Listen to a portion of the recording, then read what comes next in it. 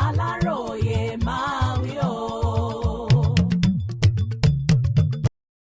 Ìjáde Olúwo lé aṣòfin yìí ó ní kò gbọdọ̀ wọ ààfin òun mọ́. Lórí ẹ̀sùn wípé aṣòfin tó ń ṣojú ẹkùn ìdìbò Ayédire, Ìwó àti Ọláolúwa nílé ìgbìmọ̀ aṣòfin àpapọ̀ Ọ̀nàrẹ́bù Lukman Mudashiru kò bu ọlá tó yẹ fún ìgbìmọ̀ lọ́balọ́ba ìlú Ìwó. Olúwo tilẹ̀ Ìwó, Ọba Abdulrasheed Adéwálé Àkànbí ti sọ wípé kò gbọdọ̀ wọ ààfin òun mọ́.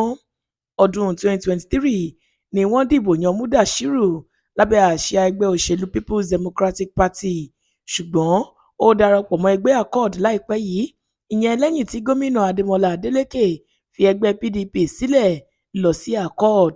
Nínú àtẹ̀jáde kan tí Ọba Àkànbí fi sí orí fesibúùkù rẹ̀ láìpẹ́ yìí ló ti sọ wípé aṣòfin tó jẹ́ ọmọ bíbí ìlú Ìwó ọ̀hún ti kùnà láti máa bu ọlá tó yẹ fún òun, bẹ́ẹ̀ ni kò fìgbà kọ̀ọ̀kan jábọ̀ iṣẹ́ ìríjú rẹ̀ látìgbà tó ti lọ sílùú Àbújá.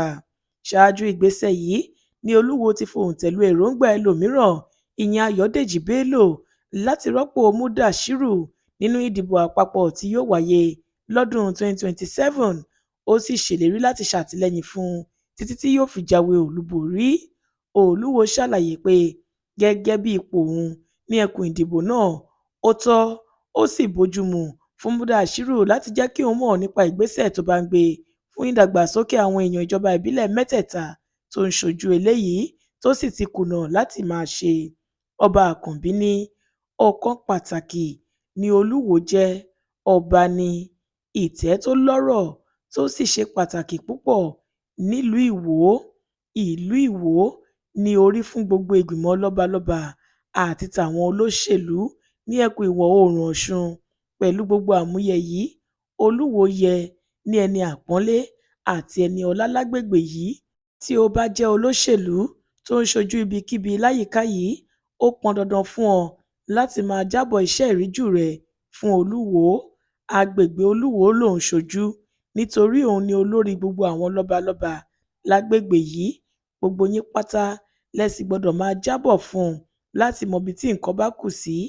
Mo kéde báyìí pé aṣòfin tó ń ṣojú ẹkùn ìdìbò Ìwó, Lukman Mudashiru, kò gbọdọ̀ tẹ ààfin mi mọ́.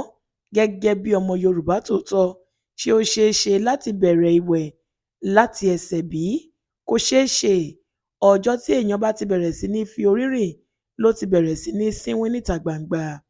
Àmọ́ ṣá o, nígbà táwọn oníròyìn pe aṣòfin náà lórí ìgbésẹ̀ Olúwo, ó ní ọ̀rọ̀ bàbá sí ọmọ ni yóò yanjú láìpẹ́ nítorí ọ̀rọ̀ mọ̀lẹ́bí ni.